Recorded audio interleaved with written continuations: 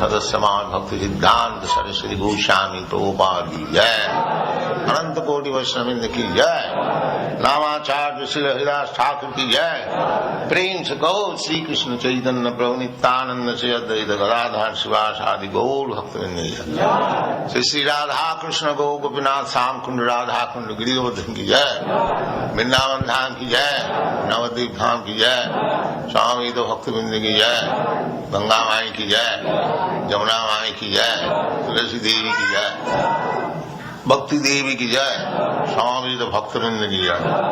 All glories to the assembled Lord. All glories to the assembled.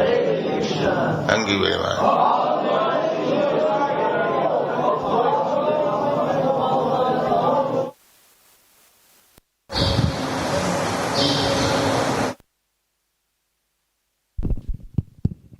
Hare Krishna.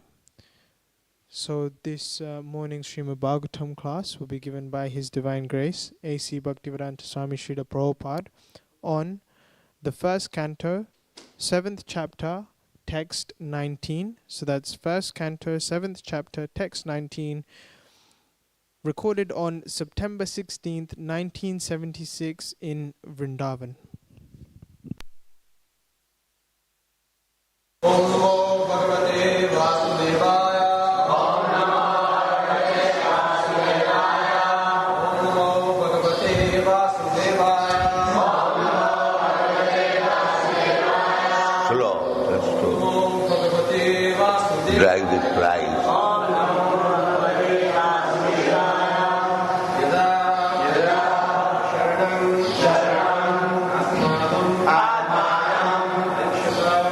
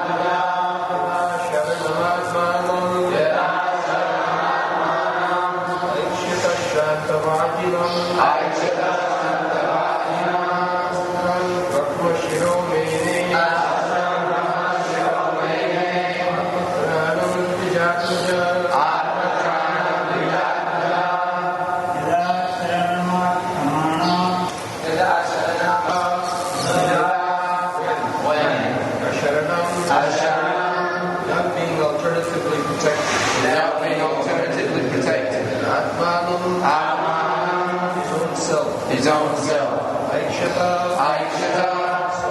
So. Shrantavajinam. The horse is being tired. Astram. Weapon. Brahmashira. The topmost. Or ultimate. nuclear. Meaning, apply. Atmajnanam, just to save himself. Vijayatmajnanam, son of the Brahmana. Translation. When the son of the Brahmana, Patama, saw that his horses were tired, he considered that there was no alternative for protection outside his using the ultimate weapon, the Brahmastra, or nuclear weapon.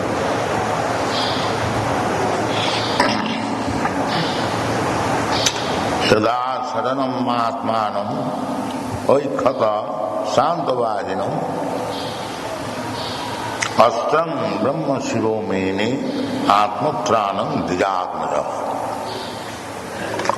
So, this Dijatmaja, son of a Brahman, is not addressed as a Brahman because his actions are different. Unless one acts as a Brahmin, he is not accepted as a Brahmin. This is the Vedic system. Lakshanam, jat lakshanam proktam varnavi vanjakam jadi annatraiva pasyeta tattenaiva vinidvise. Lakshanam, Brahmanas lakshanam, Kshatriyas lakshanam. Lakshanam means symptoms. One must act as a Brahman. So, he is accepted as a Brahmatmaja. Of course, everyone can claim that his father is like that. But that does not mean he has acquired the father's qualification. That is not the meaning. And onward the son may claim that such and such big man is my father. Of course, from social point of view, we sometimes give respect, as it will be seen, Ashwatthama, because he happened to be a great personality, Dronacharya. So, he was excused from capital punishment. Otherwise, Arjuna decided to kill him. But because he was a very great man's son, Guru Putra, considering that if he dies, then Guru's wife will be very much unhappy. Draupadi advised. She was unhappy on account of death of her sons. So they considered, Ashwatthama's mother, she is innocent, but on account of the son's death, she would be unhappy. So considering all these points, he was excused from the capital punishment. So, jada asaranam atmanam oikhata. He was running on the back of a horse, but when he saw that Arjuna is coming nearer, so he has no other alternative protection, then he thought of the Brahmastra. Brahmastra is the last weapon. Just like it is similar to modern nuclear weapon. Brahmastra. As by releasing nuclear weapon there is radiation. Similarly, we have got description that when Ashwatthama released his Brahmastra, there was a big radiation. People were feeling very terrible heat, and then Krishna informed that this heat is due to the Ashwatthama's release of Brahmastra, and Arjuna was advised to counteract it. Now they do not know how to counteract these nuclear weapons. Formerly, they knew I throw one kind of weapon, and if you are expert, you can counteract it. And now they have discovered the nuclear weapon, but they have not yet discovered the counteraction. Fight means I saw some expert fighting craft or expediency. The opposite party must also show something better than that. That was fighting. And in this way, when one party fails, he is killed. And if he is killed, then war stops, no more war. This was the system. The Ashwatthama was thinking of this Brahmastra. Astrang Brahmachira Mene Atmatranam Didasmaja. Hopelessly. So far, of course, I know that this nuclear weapon was already discovered by the German people, and Hitler, it is said that he did not use it because he knew it, that if I throw this nuclear weapon, there will be devastation. So, from this point, it can be considered that he has some human consideration.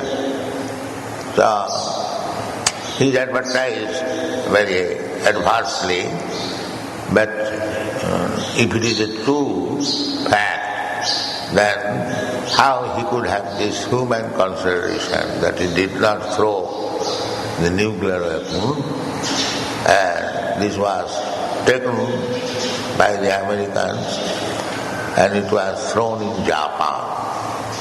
That is the history so far we know. So anyway, as we have got experience, the nuclear weapon is very, very dangerous. Similarly, the Brahmastra is also very, very dangerous. And another weapon, they knew this art, Shabdabhedi. Shabdabhedi means if I throw some arrow, it will go to my enemy wherever he is. A little sound of the enemy will attract this weapon, and it is sure to kill my enemy. Shabdabhedi. There are many instances in Ramayana, Mahabharata, Shabdabhedi Ban. So, such warfare, a mantra, very subtle. And this, at the present moment, this warfare is carried on gross weapons. But finer than that, there is mantra war. By mantras, the warfare can go on. So, this warfare is mantra.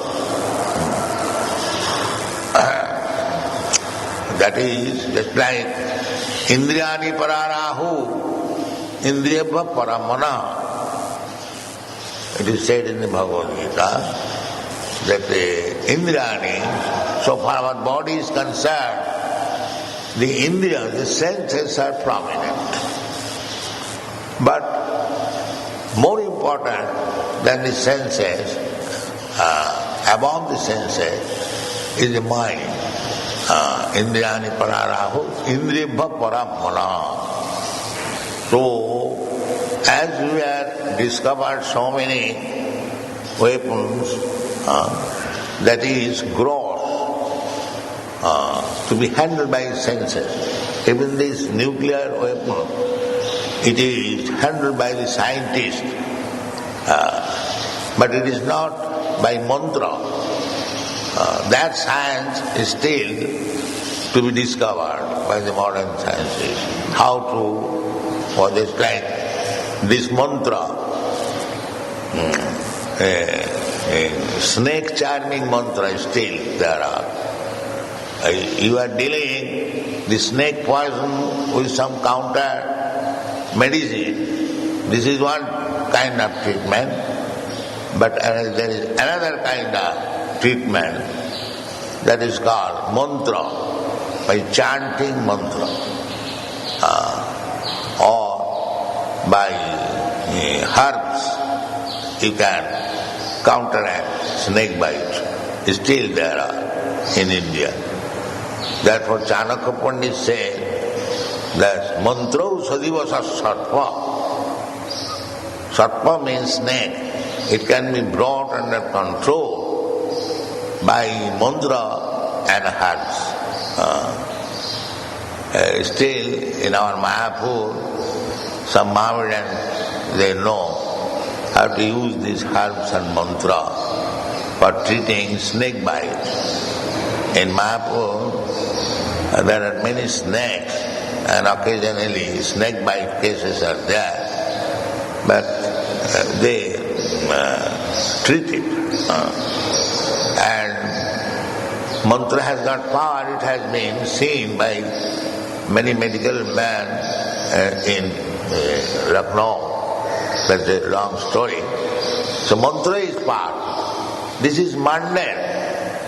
Now you can imagine how spiritual mantra is power. Even in mundane world, the mantra acts. This is very subtle thing. Then how much?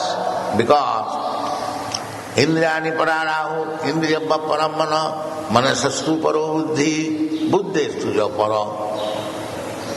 So, gross understanding the senses, the body, directly sense perception, this is gross. I see you, you see me. I touch you, you touch me. I taste something, this is gross.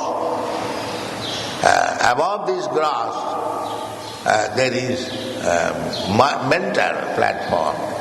The mantra is also on the mental, little above, intelligence. And above that, there is spiritual platform. See, if on the material platform, mental platform, the mantra can act so, so wonderfully, how much spiritually the mantra can benefit you, you have to simply imagine. So this Hare Krishna mantra is completely spiritual.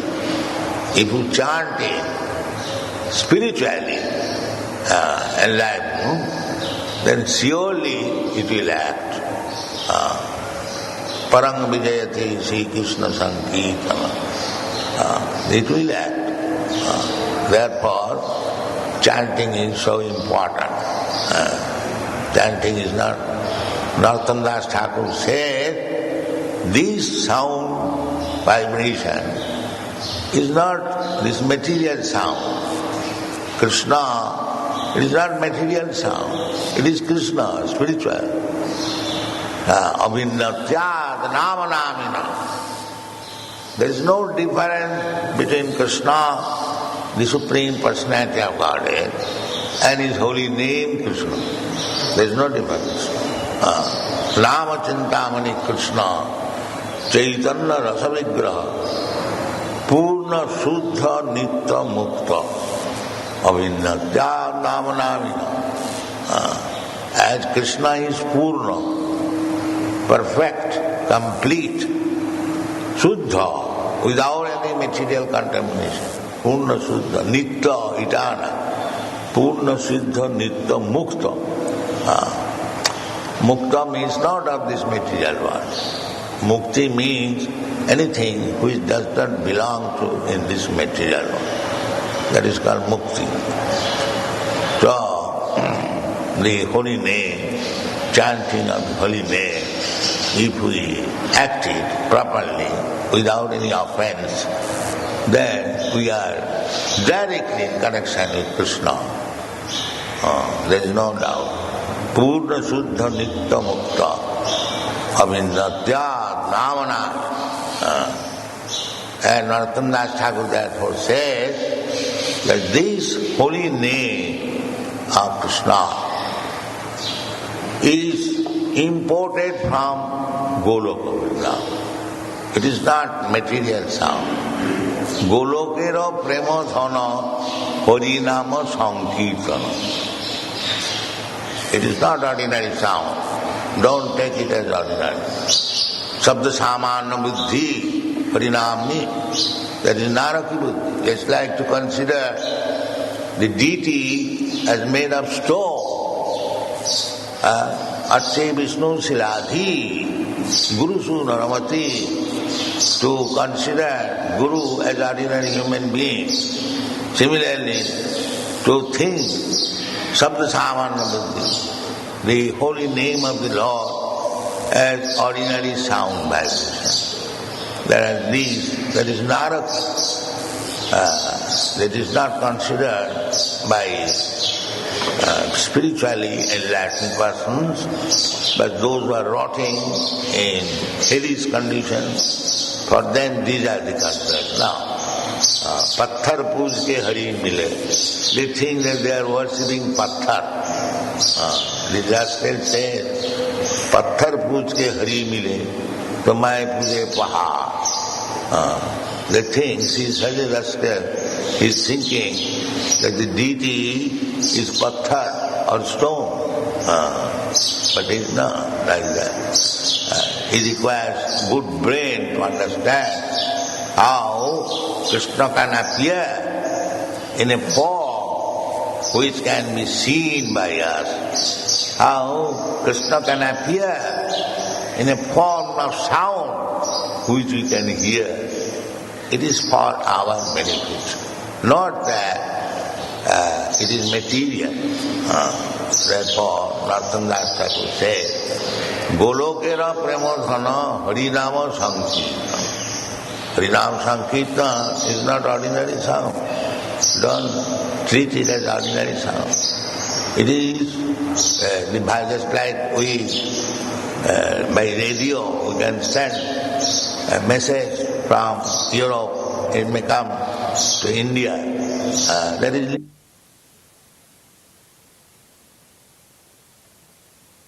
for such powerful machine, and you can talk. That is possible. But that is not this sound. The Golokero Premadhana Harinama Sankirtana. Rotina Janmila Kanota. So, don't think that this Harinam Sankirtana is ordinary vibration of this material world. Never think so. You should immediately see that the Sankirtan, Hare Krishna, is Krishna and Radha. Hara and Krishna.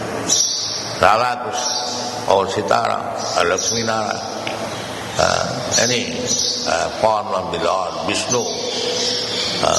The Hare Krishna means the Supreme Lord and His spiritual potential.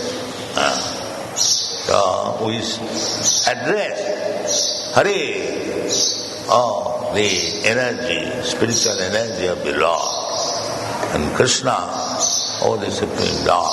Hare, Rama, the same thing, Parabrahma. Rama means Parabrahma, Krishna means Parabrahma. And so what is the meaning of addressing Hey Krishna, Hey Radha, Hey Rama, Hey Sita? Why?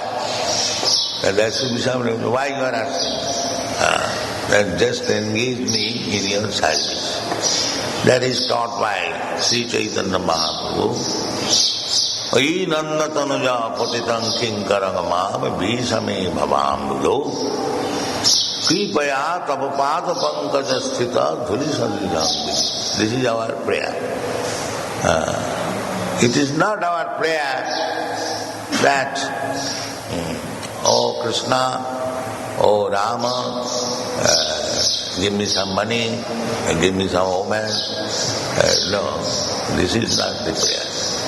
Of course, in the neophyte state, they can pray like that.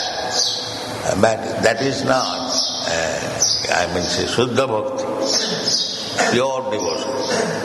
Pure devotion means to pray to the Lord, begging some service. My Lord, kindly engage me in your service. That is the perfection of life. When one is engaged in the service of the Lord, in love, you can become a very great saint and live in a secluded place and become puffed up that you have become very great personality. And people may come to see that he is not to be seen, he is engaged in chanting. The my Guru Maharaj has condemned this. He says, Man tumi kisere Vaishnava.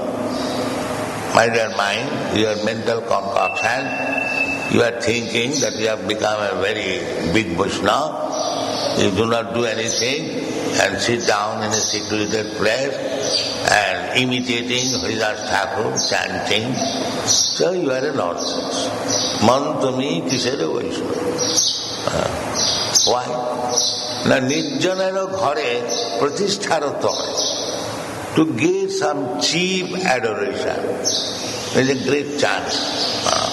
Because if one is actually chanting, why he should be attracted by woman and bidi?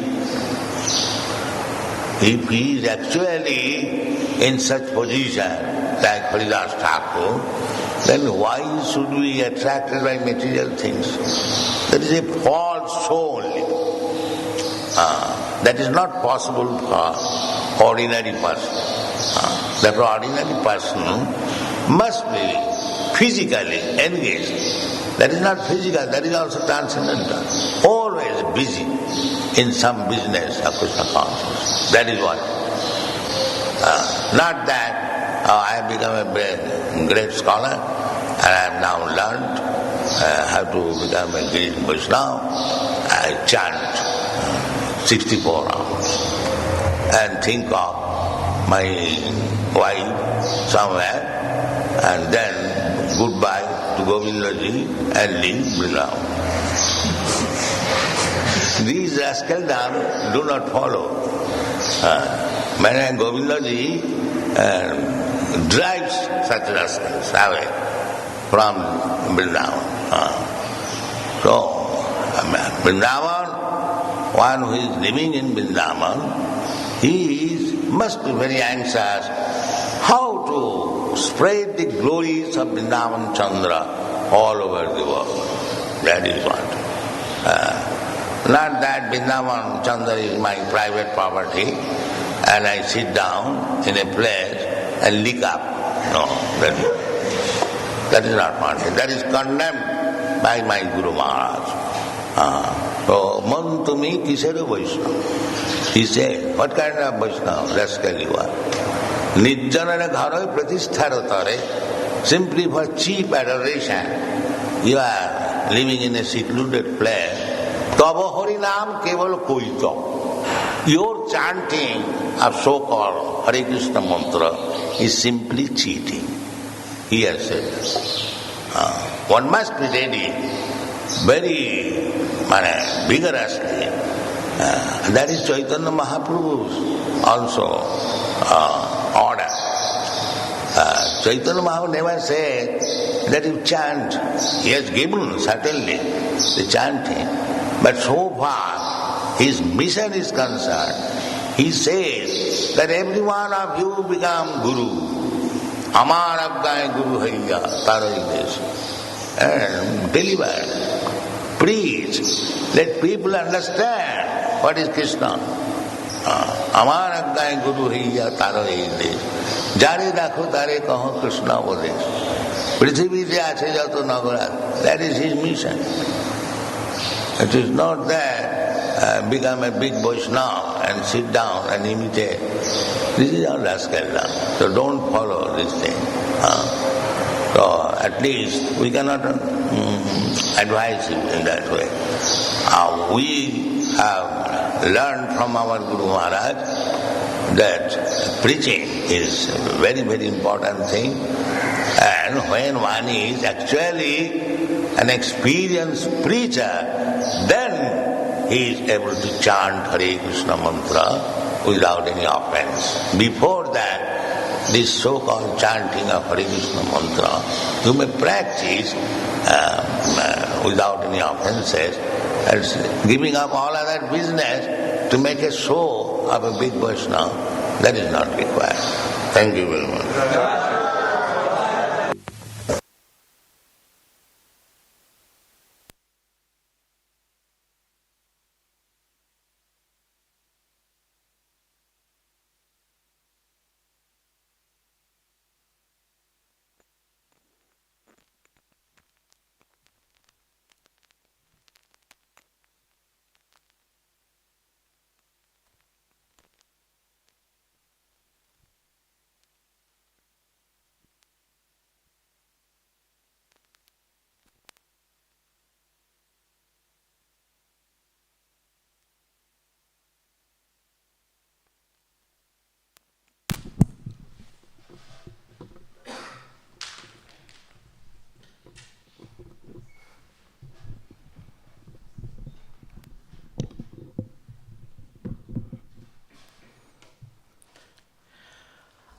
ॐ अज्ञानतिमिरान्धस्य ज्ञानाञ्जनाशलाकया चक्षुरुन्मिलितं येन तस्मै श्रीगुरवे नमः।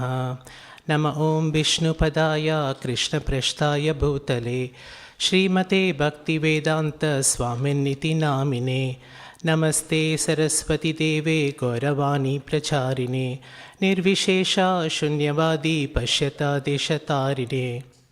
जय श्री कृष्ण चैतन्य प्रभु नित्यानंद श्री अद्वैता गदाधर शिवासदि गौर भक्तवृंदा। हरे कृष्णा कृष्णा कृष्णा हरे हरे, हरे Ram Ram Ram Hare Hare.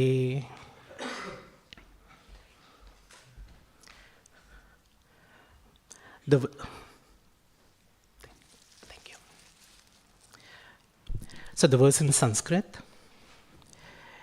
Yada sharanam atmanam aiksata shantavajinam astram brahma shiro me atmatranam dvijatmaha. The translation.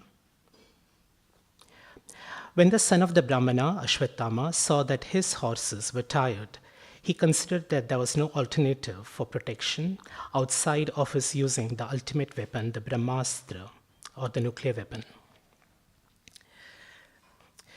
This is from Canto 1, Chapter 7, verse 19. Maybe it's a good idea to reflect on how did we come to this stage. So in a few verses before, the son of Dronacharya, that's Ashwatthama, he has committed a very heinous crime, which is to behead the sons of Draupadi and the Pandavas. He was a Brahmana, and Draupadi is completely distraught. She's in great distress, and Arjuna goes to her and tries to console her in his best way possible. And he says that I'm going to get you the head of the son of the Brahmana. And then he prepares to chase Ashwatthama. Ashwatthama is very, very panic-stricken because he knows that he has committed a very heinous crime, and he also did not get the benefit because he thought he's going to be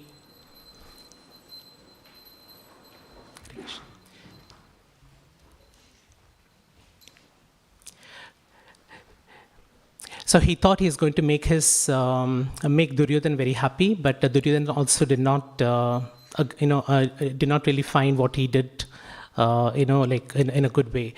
And so where we are today is in the battlefield where Ashwatthama is running away, and he doesn't have any choice because he knows that Arjuna is really chasing him. And in this particular passage, he says that there is no really option for him but to really use the Brahmastra. So what I'm going to do is I'm going to just share just a couple of key words from this particular verse, and also read a part of the purport that Prabhupada has mentioned, which also indicates what's the role of the Brahmana. So there is a very important term that's called Dvijatmajaha, which is the son of the Brahmana.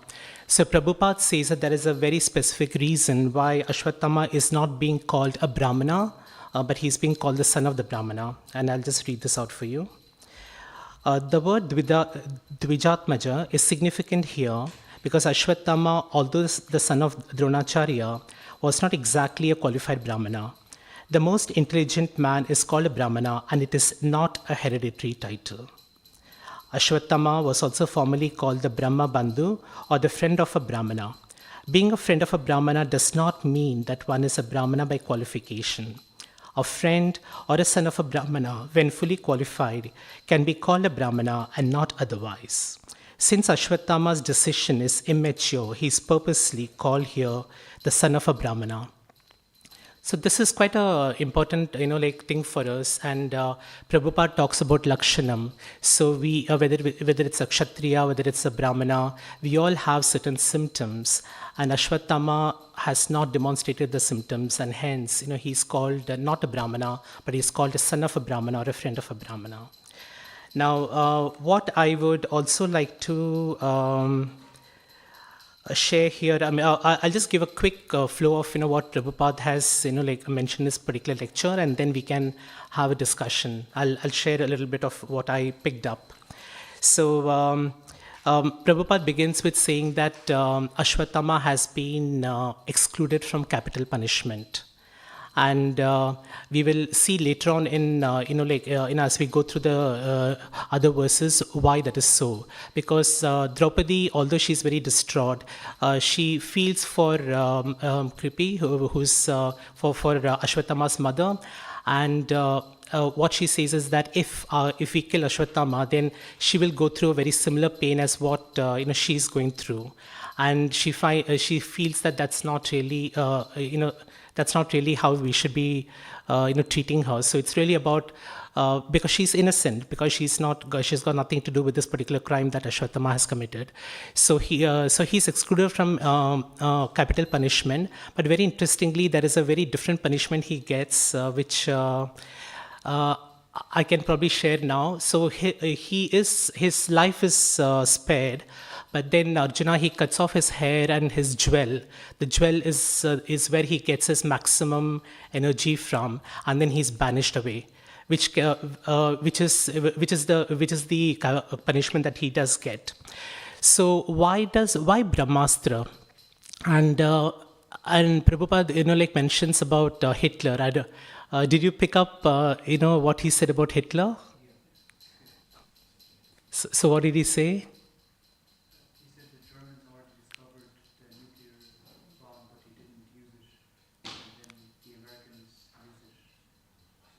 Yes, indeed.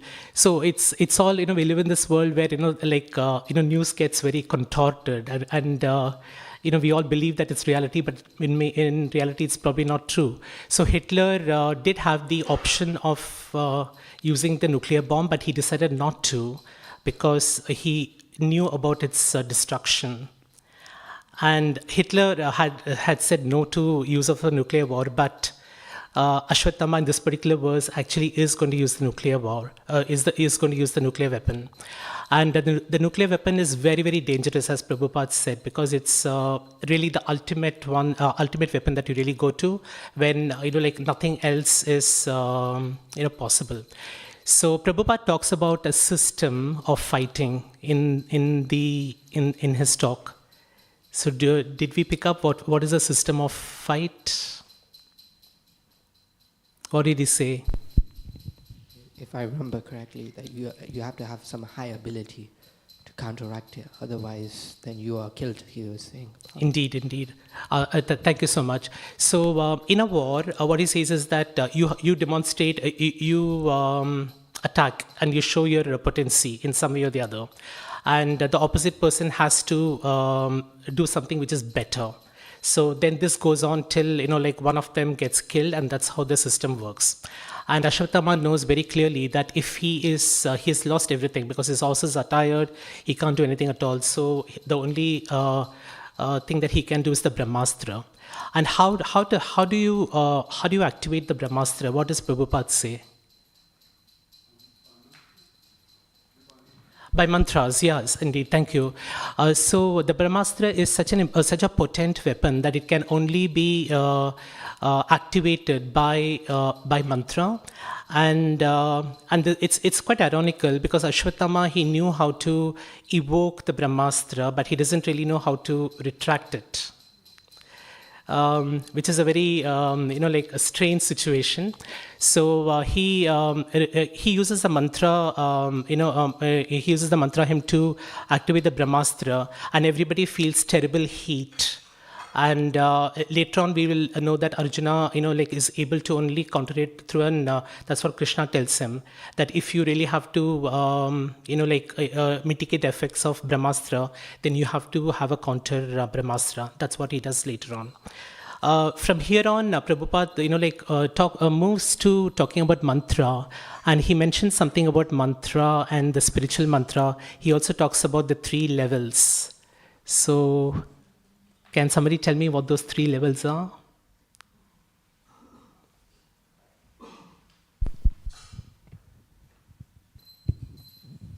Is he speaking about the Maha Mantra or just general mantra?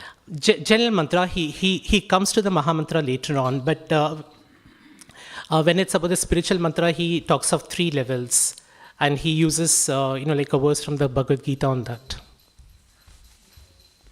I don't know. I know the 3 levels of the Maha Mantra, like offensive, clearing stage, and pure stage, but this one I don't know. Okay, no problem at all. So I think, would somebody else like to? Thank you. Yeah, so he speaks about 3 levels, on the level of the senses, the mind, and intelligence, and above the spiritual level. And then he mentions Bhagavad Gita 3:42. Yeah. To kind of explain it. Yeah, that's right. Yeah, thank you. So of course, what you said, Prabhuji, does come.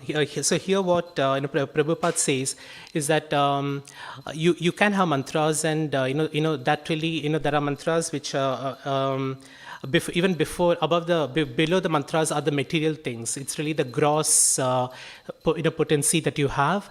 And then the mantra is at a level above, and that's where it really looks at intelligence, and that's where you use your mental faculties, you use your mental power. When you use your intelligence in the right way, then it gives you perspective. It helps you make the right choices, and it gives you certain control over the material world. But even above intelligence is the spiritual power, and that's the potency, and that's what we need to aspire for. Because it's just not about the mantra as we used to activate the Brahmastra, but it's something much beyond that. That's what Prabhupada speaks about. Any other comments on that? He quotes the verse also, Indriyani Parani, the 342, Indriyani Parani. I don't know the whole verse, but the verse to support that too. Yeah, that's true. You had something to say? So my question is, does this mean that there's different types of mantras? The mantras that are on the level of the mental plane, or that can have some material effects, and mantras that are completely spiritual? Can you explain a little bit on that one? Yeah. So mantras, are basically sound vibrations, and sound vibrations also have different levels, and you have many kinds of mantras. And for example, if you're some of you who like are in yoga, you would know that there are like mantras for each of the chakras, each of the 7 chakras. So all of that is all about energy. It also helps you activate that. So and within mantras itself, you have like different. There are some mantras which are higher than the others. Like you can begin with, you can say Om Namah Shivaya, or you can say Om Ganapate Namaha. So these are all mantras that propitiate the demigods. And then as you go higher, all the mantras that are that really worship Lord Narayan or Krishna will be at a higher level. That's why we call the Hare Krishna Mahamantra as the Mahamantra. And then many of us, we also know about the Gayatri mantra as well. And do you know what Krishna says about the mantras? When he talks of his opulences, what does he say? Among all the mantras, I'm the Gayatri mantra. So definitely there are mantras at different levels. The ones that Ashwatthama is using to activate the Brahmastra is at a much lower level. But what Prabhupada says here is that if you really operate at a spiritual level, which is the spiritual mantras, then that's where you can truly get your full potency. Spiritual enlightenment. Much beyond even the Brahmastra actually. So. And that's quite beautiful because he has captured that so beautifully. So he begins with Ashwatthama, like using the hymns, but then Prabhupada takes us completely to a very different level altogether. So he's transporting us to where we should be. And that's where our energies are. Don't worry about the material world. Don't worry about, like the nuclear weapons, etc. I can give you a much better joy, which is through the spiritual mantra. Hare Krishna. Just wanted to share, even there have been experiments being done on sound and plant growth, and how fungal, it grows faster depending on sound. So, they played classical music to plants, different types of music, and they found that different music has different effects on plant growth. Absolutely. So the power of sound vibrations is so vibrant. I mean, thank you so much. And I recall that I think IKEA had done this particular. They had done this particular experiment. So there were like two plants. They were kept in a school, and for the next around 30 days, one of the plants got compliments. So how good you are. Like the world is beautiful. So all positive thoughts was, being, shared with this particular plant. And then there was another plant, and it was exactly the same plant, and it was being abused. So, there was a lot of bullying, a lot of abuses given to that. And within 30 days, you could actually see how, the transformation happened. So, the plant which received positive compliments, really thrived and it grew, and then the ones which were which had abuses had completely gone, and it was just the power of the sound that they were listening to. So you're right, Prabhuji. So we think that sounds are something. We hear a lot of sounds, during our day-to-day life, but we don't really realize how beneficial it is. And one example could be you could actually keep, maybe a TV in the distance. But when you're listening to the news, even if you're not paying full attention to it, you're probably capturing some of the things that's going on. And that's not really helpful, because most of the times the news you don't want to hear what's happening in the world anyway, because they're so terrible anyway. But then instead, if you put the Mahamantra, if you put in a spiritual music, then you can also feel so much more peaceful as you go along, isn't it? So that's what. So it's the power of mantra meditation is so supreme. That's what Prabhupada says here. Prabhupada talks about a few qualities of Krishna in this particular passage. So did you pick up what qualities? Purna, yes, thank you. Purna is perfect, complete. Mukti. And what is mukti?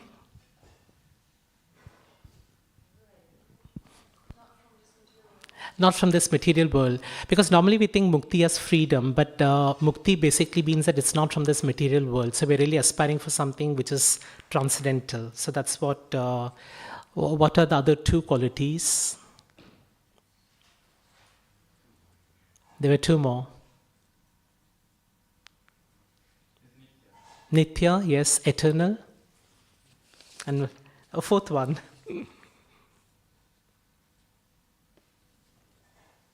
Shuddha. What does Shuddha means? Pure, completely pure. So Prabhupada also talks of 4 qualities of Krishna, and which is about which is what we spoke about. In this passage, Prabhupada also gives us a lot of instructions, and that's how he, ends his speech as well. So, would you like to remember what those instructions to us were? Don't consider this sound to be ordinary. Don't consider it to be mundane. Yeah, thank you so much. He uses a very interesting term called Naraka Buddhi. So, what are the symptoms of Naraka Buddhi? There were 3 things that he mentioned.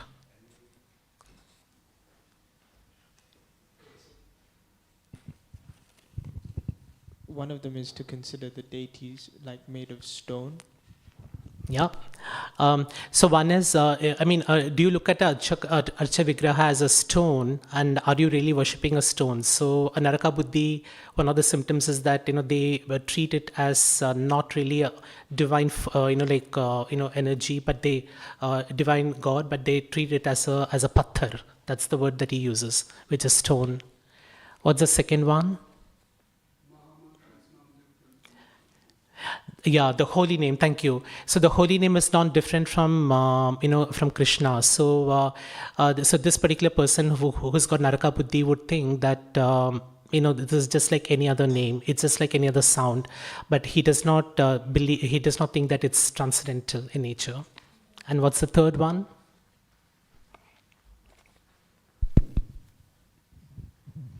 Not seeing the spiritual master, see him in an ordinary way. Not seeing as Krishna's representative. Thank you so much.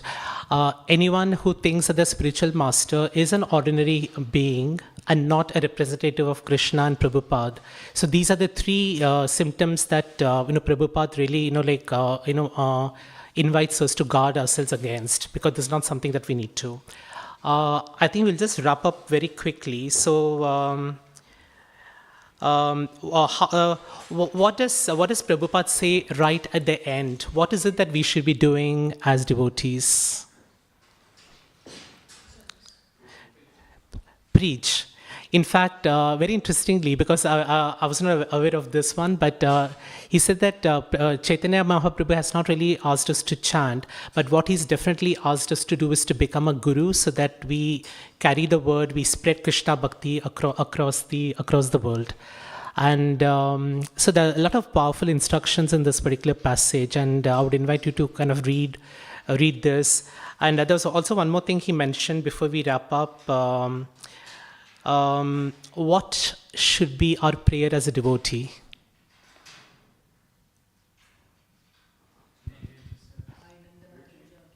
Yeah. Please engage me in your devotional service. So that's really, a very powerful thing. There's a lot we could pick up from here, but are there any questions? Any reflections? Yeah. Thank you, Boo. I have a question. At the start, I mentioned the Brahmana and what is a Brahmana, and I was trying to understand this because it says a Brahmana can't be dependent, has to be like independent. So I'm wondering if devotees are outside, are they not they're not considered Brahmanas?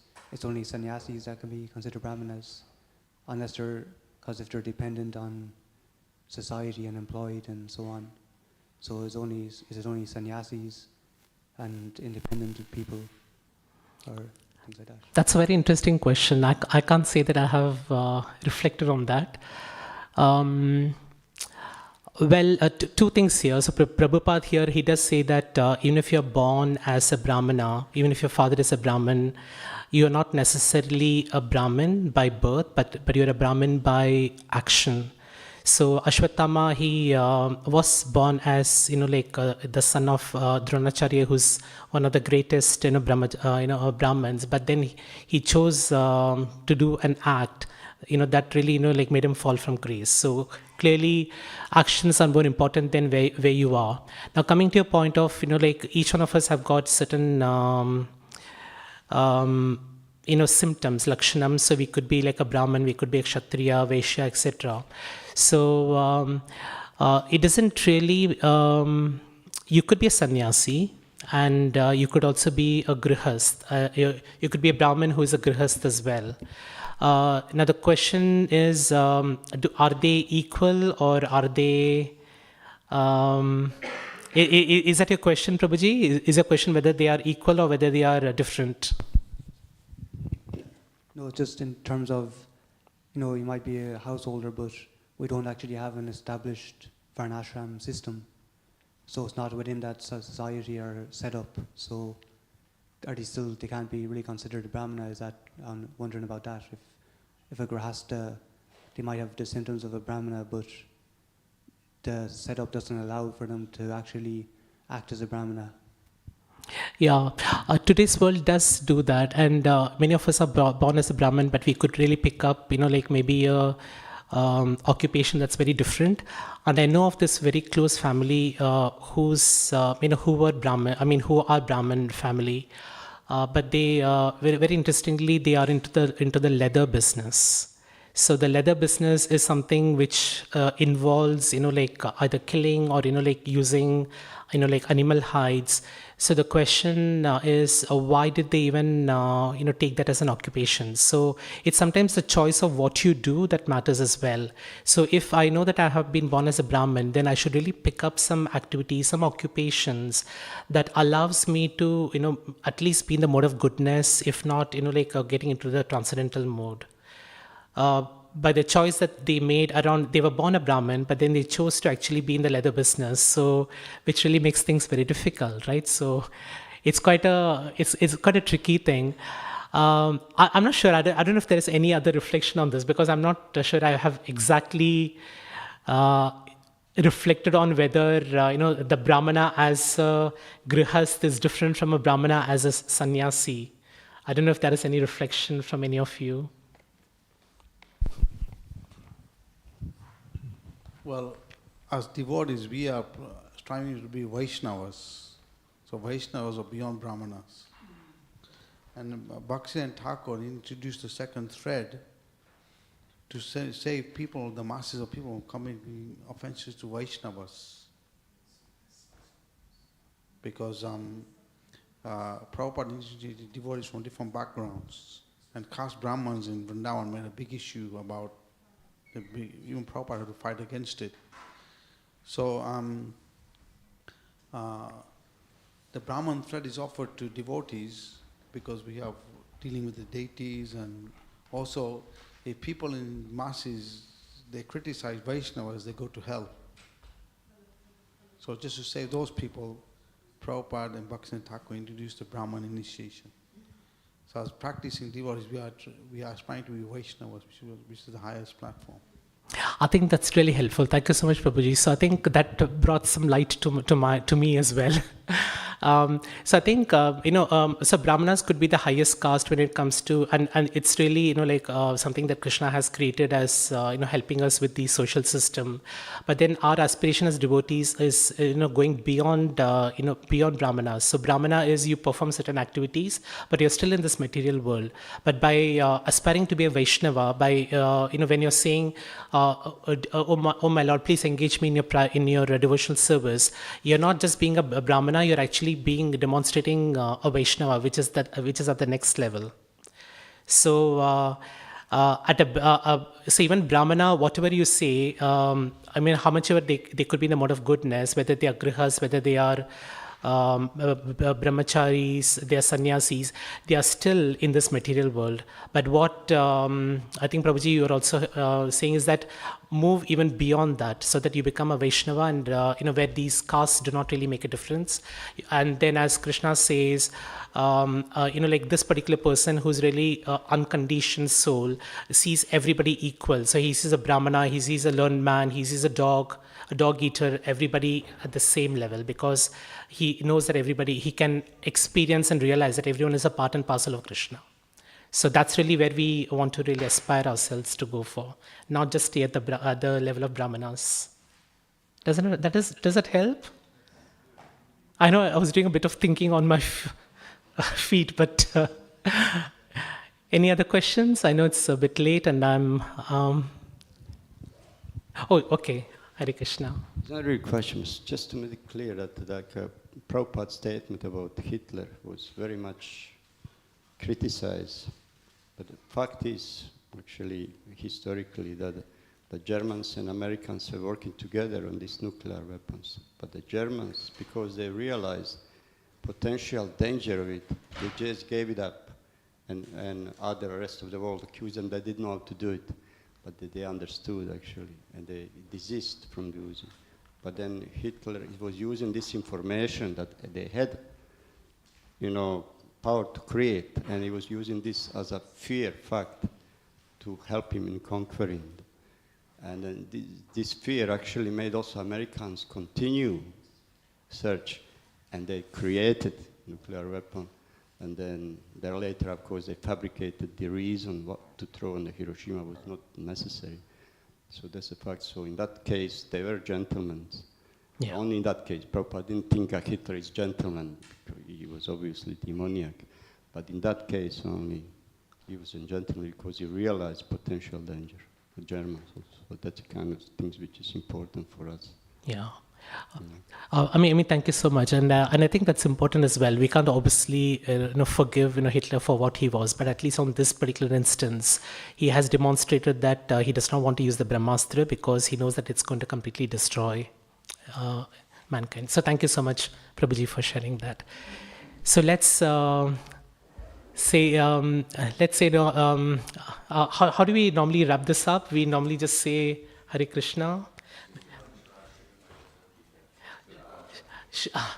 Shrimad Bhagavatam ki, Srila Prabhupada ki, Hare Krishna.